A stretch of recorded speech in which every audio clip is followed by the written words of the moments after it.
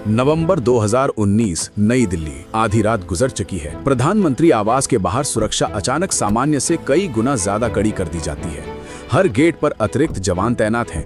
हर वाहन की 2 बार जांच हो रही है और अंदर के गलियारों में असामान्य सन्नाटा पसरा हुआ है। तभी एक काली गाड़ी मुख्य द्वार से भीतर दाखिल होती है। गाड़ी रुकती है, दरवाजा खुलता है और बाहर उतरते हैं रॉ चीफ सामंत गोयल। उनके हाथ में एक मोटी फाइल है जिस पर लाल अक्षरों में लिखा है कॉन्फिडेंशियल।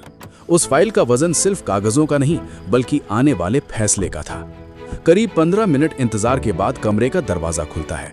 सामने प्रधानमंत्री नरेंद्र मोदी खड़े होते हैं। चेहरे पर गंभीरता साफ दिख रही है। वो धीमी आवाज में पूछते हैं, इतनी रात को आने की क्या जरूरत पड़ गई? सामंत गोयल बिना समय गवाए जवाब देते हैं, सर, हमने हाफिज सईद को ढूंढ लिया है। कमरे की हवा जैसे अचानक भारी हो जाती है। 26/11 का मास्टरमाइंड, वो नाम जिसने मुंबई को लहूलुहान किया था, अब फिर मेज पर वापस आ चुका था। और तभी कहानी एक खतरनाक मोड़ लेती है। उसी रात कैबिनेट कमेटी ऑन सिक्योरिटी की इमरजेंसी मीटिंग बुला ली जाती है। टेबल पर प्रधानमंत्री मोदी, गृह मंत्री, विदेश मंत्री, NSA अजीत डोभाल और रॉ चीफ सामंत गोयल मौजूद हैं।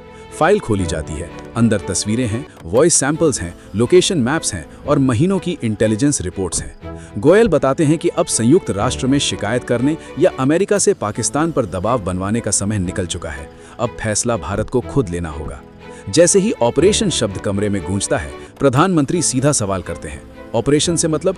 सामंत गोयल बिना पलक झपकाए कहते हैं, हाफिज सईद को पाकिस्तान की जमीन पर उसके ISI आकाओं के सामने खत्म किया जाएगा। कमरे में कुछ पल सन्नाटा छा जाता है।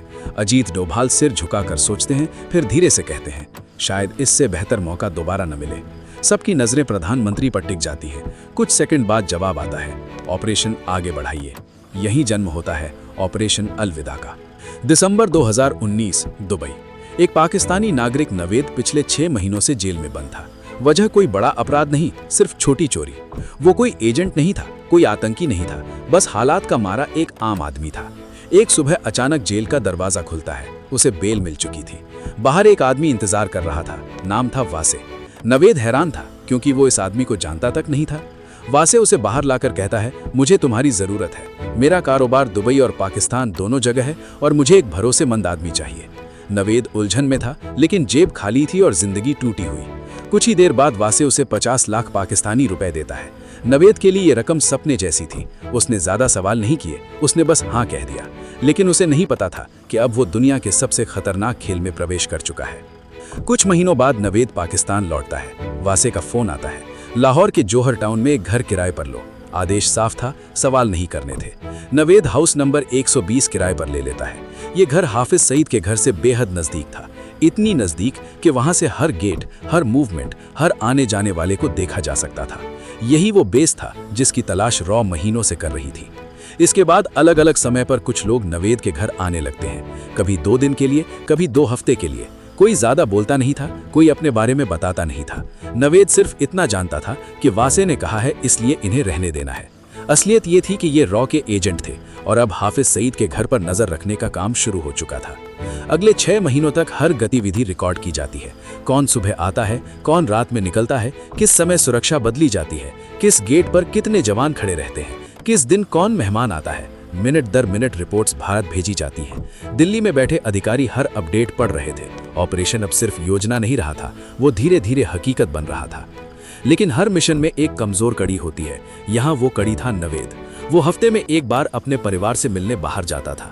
एजेंट्स ने इसे सामान्य दिनचर्या समझा, किसी ने ज्यादा ध्यान नहीं दिया। लेकिन यहीं से कहानी बदलती है। दुबई में एक मुलाकात के दौरान वासे उससे कहता है, मैं एक ऐसे आदमी के लिए काम करता हूं जिसने 26/11 में अपना परिवार खो दिया। वो तुम्हारे पड़ोसी हाफिज सईद को मरवाना चाहता है। नवेद के चेहरे का रंग उड़ जाता है। अब तक जो शक था वो यकीन बन चुका था। वो समझ गया कि ये सिर्फ बिजनेस नहीं, एक हत्या मिशन है। वासे उसे ऑफर देता है, अगर मदद करोगे तो परिवार समेत अमेरिका बसाए जाएंगे, करोड़ों रुपए मिलेंगे। लालच बड़ा था, डर उससे बड़ा। लंबी चुप्पी के बाद नवेद हाँ कह देता है। कुछ समय बाद उसके खाते में 15 करोड़ रुपए ट्रांसफर कर दिए जाते हैं। अब वापसी का रास्ता खत्म हो चुका था। रॉ अंतिम रणनीति तय करती है। सीधा हमला असंभव था, इसलिए फैसला होता है कार बम। एक काली टोयोटा कोरोला खरीदी जाती है। उसके भीतर 300 किलो विस्फोटक भरा जाता है। पूरी प्रक्रिया इतनी सफाई से होती है कि किसी को भनक तक नहीं लगती। कार को पास की एक अधूरी इमारत में छिपा दिया जाता है। अब बस एक सवाल बाकी था, उसे चलाएगा कौन? क्योंकि जो भी चलाएगा वापस नहीं लौटेगा।